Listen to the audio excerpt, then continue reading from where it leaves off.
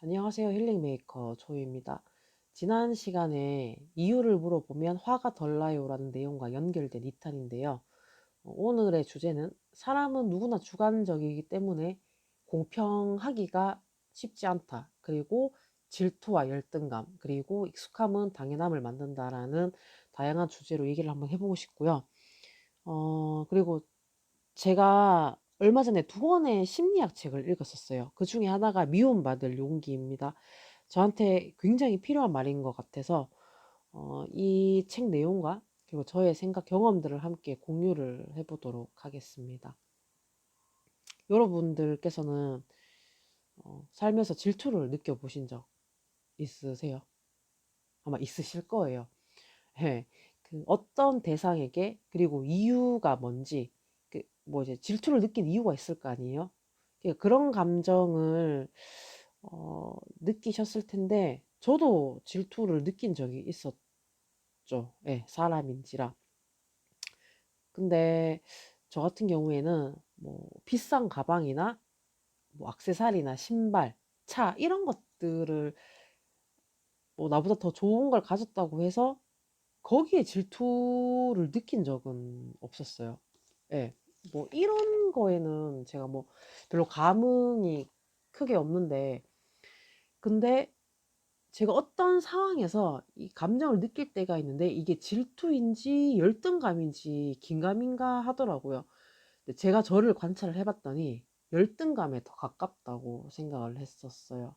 예. 그 미움받을 용기에서 어떤 얘기를 하냐면은 신문 등을 통해 저와 비슷한 또래가 활약하는 모습을 보고 있으면 이루 말할 수 없는 열등감을 느껴요. 같은 시간을 살아온 누군가는 저렇게 활약하고 있는데 대체 나는 뭘 하고 있나 싶은 생각이 들어서요. 친구의 행복한 모습을 볼 때도 축복해주고 싶은 마음보다 질투와 초조함이 앞섭니다. 네. 이게 참 그런 것 같아요. 이게 뭐 시작을 똑같이 하고 나와 비슷한 또래인데 더 어리거나 나도 노력을 하는데 지금의 내 모습은 왜 이럴까? 되게 초라하게 느껴지거나 결국에는 상대랑 그 대상과 비교를 하잖아요. 전 질투라는 것보다는 초조함이 앞선다는 게 정말 공감을 했었어요. 이게 항상 미래에 대한 고민을 하거든요. 그러니까 네, 그런 고민을 많이 하고 또 부러움도 있었어요. 그래서 근데 내가 이 열등감을 느꼈다고 해서 저를 너무 비관을 하거나 이제 그렇게 생각은 하지는 않고요. 저 사람을 내가 이제 뭐 비교 대상이 그러니까 내가 이제 그런 대상이 있다고 하면은 '내가 저 사람을 밟아야 되겠다. 눌러야 되겠다.' 이런 생각은 안 해요. 근데 '내가 어떻게 하면 더 잘할 수 있을까? 더 많은 것들을 할 수 있을까?'를 저는 생각을 하는 것 같아요. 그리고 '뭐가 모자랄까?' 그 제 나름대로 그 노력을 한다는 의미고요. 그 미움받을 용기에서도 얘기를 하지만은 이 열등감은 주관적 해석이라고 합니다. 그래서 이걸 극복하는 방법은 가치 판단을 예를 들면은 미에 대한 기준이 있잖아요. 아름다움.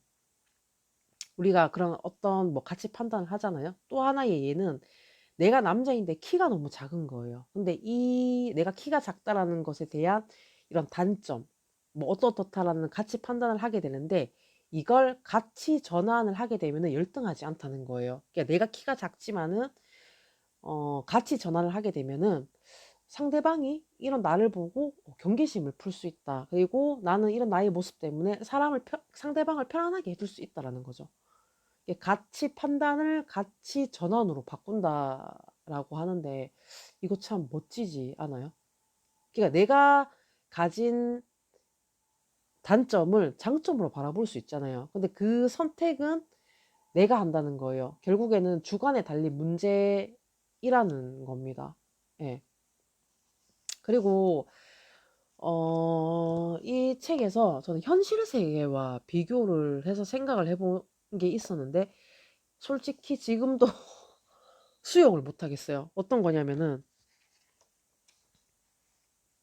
수용하기가 너무 힘들었어요. 어떤 이유냐면은 지식이나 경험의 양, 그로부터 주어지는 책임의 양에는 차이가 있겠지. 신발끈을 잘 매지 못하고 복잡한 방정식도 못 풀지 몰라. 문제를 일으켰을 때 어른만큼 책임을 지지 않을지도 모르고 하지만 그런 걸로 인간의 가치를 정할 수는 없어. 내 대답은 한결같네. 모든 인간은 같지는 않지만 대등하네. 대등하다라고 합니다. 자, 제가 다른 내용을 한 번 더 읽어보도록 하겠습니다.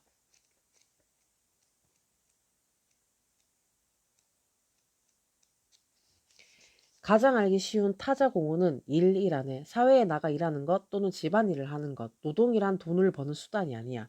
우리는 노동을 통해 타인에게 공헌하고 공동체에 헌신하며 나는 누군가에게 도움이 된다는 것을 실감하지. 나아가서는 자신의 존재 가치를 받아들이게 되지. 이렇게 이런 관점으로 정말 살갗에 와닿게 생각하는 분들이 계세요. 그러니까 저는 현실 세계와 비교를 했을 때 인간은 같지는 않지만 대등하라고 했었잖아요. 대등하다. 근데 우리는 그렇게 잘 못 느끼는 것 같아요.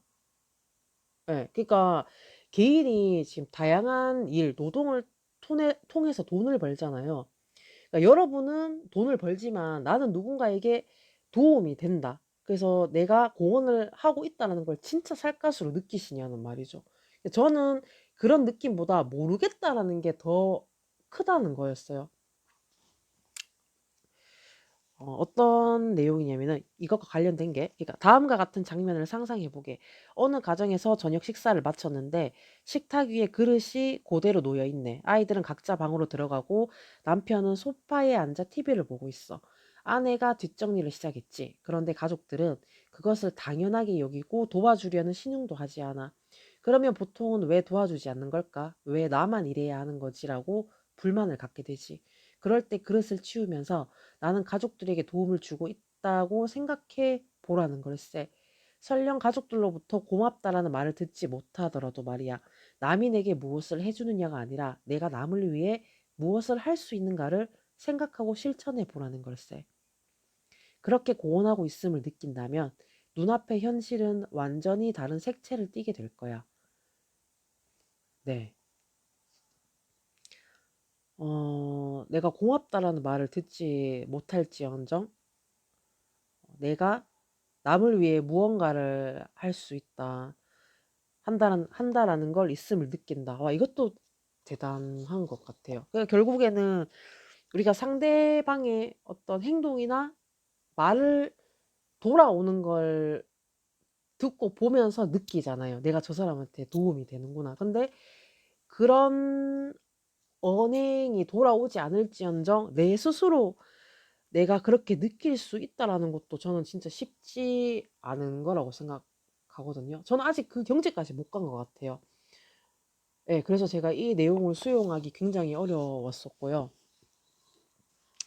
그리고 또 많은 분들께서 제가 되게 공감하실 거라고 생각하는 이유가 뭐 가족이든 뭐 일터에서도 우리가 집단이 모이는 곳 있잖아요. 그러니까 여기서 저의 경험을 얘기를 해볼 건데 제가 이제 직장인이기 때문에 공감하는 내용이 있었어요. 뭐냐면은 오은영 박사님의 직장 인간관계에 대한 영상을 보고서 어, 느낀 게 뭐냐면은 어떤 얘기를 하셨냐면은 회사는 친목 도모하는 곳이 아니다. 일을 하기 위한 장소인데 대신 협동과 협력이 필요하다입니다. 예, 이 말을 공감해요. 근데 실제로는 이게 잘 안 되잖아요. 우리가 일에 대한 이 경계도 불분명할 뿐더러 그리고 고정관념, 관습, 그 조직의 문화, 그리고 생각, 의견 차이가 생길 수밖에 없고요. 그리고 그런 것들에 대해서 이제 당연시되는 것들이 있어요. 제가 예전에 힘든 일이 있었거든요. 그러니까 저는 그게 너무 싫었던 거예요. 제가 더 디테일하게 얘기는 못하겠고 혹시나 디테일하신 분들은 카톡으로 저한테 물어보세요. 그러니까 어떤 거였냐면은 저는 힘든 것에 대해서 제가 상사분한테 SOS 요청을 했던 적이 있었어요. 이거를 일단은 저는 그게 고통스러웠어요. 예. 근데 돌아왔던 결론이 뭐였냐면요. 너가 감당해라는 거였어요. 이게 제가 곧 올릴 영상인데 좋은 회사에 대한 얘기를 한번 해볼 건데 제가 그런 회사를 볼 때 중요하게 생각하는 게 있거든요. 이것도 제가 경험을 통해서 배운 거였어요. 뭐냐면은 우리가 공동으로 사용하는 거 있죠. 장소라든가 물건이라든가. 저는 그중에 하나가 예를 들면 화장실입니다. 화장실은 위생 청결 상태를 보게 되죠. 그리고 사실 회사마다 이게 또 뭐 시설이라던가 그 환경이 다 다르거든요. 그래서 좀 뭐 큰 곳에 가면은 이걸 뭐 따로 청소하시는 분도 계시고, 또 구성원들이 작게 되면 작은 곳에서는 또 뭐 돌아가면서 한다든가 아니면 담당자가 있는 식으로 이렇게 일이면 이런 식으로 돌아가요. 근데 제가 그 공동으로 사용하는 장소, 뭐 화장실뿐만이 아니라 다른 장소도 있죠. 근데 이 상태를 보면서 그 구성원들이 이걸 어떻게 사용하는지에 따라서 의식 상태를 저는 의미를 할 수 있다라고 느꼈어요. 그 조직의 문화, 분위기, 그리고 더해 가서는 경영자의 마인드까지 관찰을 할 수 있다입니다. 그래서 특히 단체로 사용하는 것, 그러니까 뒷사람 생각도 해줘야 하잖아요. 그러니까 나 혼자만 쓰는 게 아니에요. 저는 이거를 당연하다고 생각을 하는데, 근데 이게 내 담당이 아니고, 뭐, 그러니까 내가 어떤 쓴 자리는 깨끗하게 치우는 것, 이런 뒷정리하는 것들, 그러니까 그 다음 사람이 뭐 쓰는 것에 대해서 그런 생각도 없고, 그리고 누가 해주겠지. 내가 안 하는데, 내 일이 아닌데. 그러니까 나는 이걸 하기 싫은데, 저 사람은 남은 하라는 거예요. 나는 싫은데 남은 하라는 거예요. 그래서 이걸 보면서 우리가 돈으로 사람을 사잖아요. 회사에서 돈 주고 사람 사잖아요. 인건비 나가죠. 그러니까 돈이면은 다 되는 거 아니야? 그런 느낌을 받았었어요. 예. 만약에 그 사람이 여기에 뭐 우리 그렇게 뭐 하는 일하는 스타일이 마음에 안 들어? 그냥 다른 사람 구하면 되지 뭐. 약간 이런 소모품처럼 느껴지는 부분이 있었다는 거예요. 그리고 당연시하는 것들. 제가 이런 부분에 대해서 대화를 하면서 느낀 거는, 그 상대가 경험이 없거나 부족하거나, 그리고 자기는 싫어요. 그게 내 담당은 아니에요. 근데 공감 능력이 떨어지면은 문제 인식, 문제 해결하는 능력도 떨어진다는 걸 깨닫게 됐습니다. 공감을 못 하고요. 이걸 문제라고 인식을 안 하는 게 아니고 못 하는 거예요. 예, 문제라고 인식을 못 해요. 그렇게 해왔고, 그리고 자기가 내가 아니더라도 누군가가 하는 사람이 있었기 때문에. 그리고 모든 사람은 제가 누구나 주관적이라고 말씀드렸잖아요. 그래서 공평하지 않은 부분도 생기는 거예요. 직장 생활을 하면은. 저는 이런 다양한 경험들을 하면서, 아, 내가 타인에게 공헌한다, 공동체에 헌신한다, 도움이 된다라는 걸 크게 느끼지 못했던 적이 더 많았었어요. 근데 우리가 이걸 통해서 나의 가치를 실감을 한다고 했잖아요. 저는 그걸 잘 모르겠더라고요.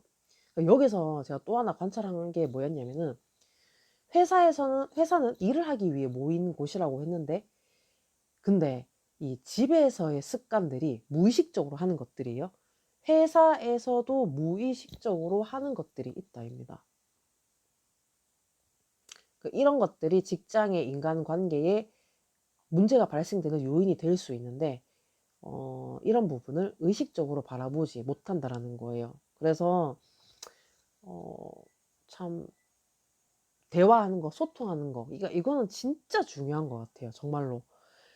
그러니까 의견이 다르고 생각이 다르면은 뭔가, 그러니까 뭐 이런 다양한 일들이 생기잖아요. 그 일적인 부분도 결국에는 목적이 이제 회사의 매출을 위해서. 회사가 잘 되면은 직원도 좋고, 직원이 일을 잘하면 회사가 득을 보는 거잖아요. 어차피 다 연결이 된 건데, 어차피 대화를 통해서 문제 해결을 해 나가야 되는데, 자꾸 이거를 그 문제를 상대방한테서 찾는다는 거예요.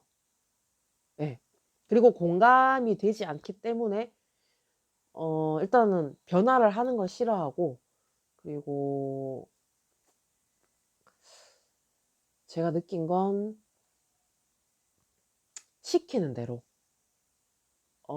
일을 해 주기를 바라고, 근데 그 안에서도 때로는 융통성과 어떤 눈치를 발휘하고, 그리고 또 개떡같이 얘기해도 찰떡같이 알아주는 그런 인재를 원한다는 거. 그러니까 이게 앞뒤가 안 맞잖아요. 참 저는 그래서, 그러니까 이 직장 생활이 진짜 쉽지는 않은 것 같아요. 예, 진짜로. 그래서 제가 생각하는 이상적인 직장 생활은요.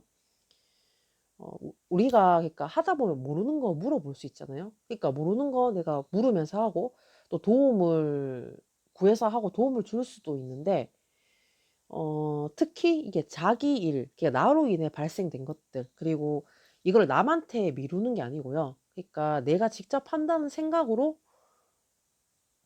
그런 일들을 하게 되면 내가 남 탓을 안 해도 되잖아요. 그리고 직장 생활에서 발생되는 그 인간관계의 문제를 해소하는 데도 저는 예, 도움이 되지 않을까라는 생각을 했었습니다. 그래서 참 우리가 직장에서도 이게 다양한 교육이라던가 뭐 강연이라던가 그런 프로그램들이 정말 많이 필요하지 않나라는 생각을 많이 했었거든요. 예전에는 이런 생각을 못 했었어요. 근데 결국에는 이게 필요한 이유가 인식과 의식을 성장시킨다는 의미이고요. 그러니까 개인의 인식과 의식을 성장을 시키면은 서로한테 도움이 되는 거잖아요. 예. 그리고 제가 이 책을 읽으면서 굉장히 기분 좋고 희망적인 내용이 있었는데 어떤 거냐면요. 인생이란 지금이 찰나를 뱅글뱅글 춤추듯이 사는 찰나의 연속이라고 그러다 문득 주위를 돌아봤을 때 여기까지 왔다니 하고 깨닫게 될 걸세. 그래 춤을 출 때는 춤추는 것 자체가 목적이고 춤을 추면서 어디론가 가야겠다고는 생각하지 않지. 그래도 춤춘 결과 어딘가에 도달은 하겠지. 춤추는 동안 그 자리에 머물러 있진 않을 테니까. 하지만 목적지는 존재하지 않아. 그러니까 이것도 생각하기 나름인 것 같은데 우리가 뭐 살면서 되게 다양한 경험을 하잖아요. 근데 이 경험이 춤을 추듯 사는 거라면은 좋은 경험, 공부라고 생각을 하고요. 그리고 의식을 성장시키듯 나를 성장을 시키면은 이게 미래에 뭐 제가 어떤 모습일지 어디까지 왔을지는 모르겠는데 아 내가 여기까지 왔구나 하고 뭔가 좀 깨닫게 있는 게 있지 않을까 예, 싶습니다.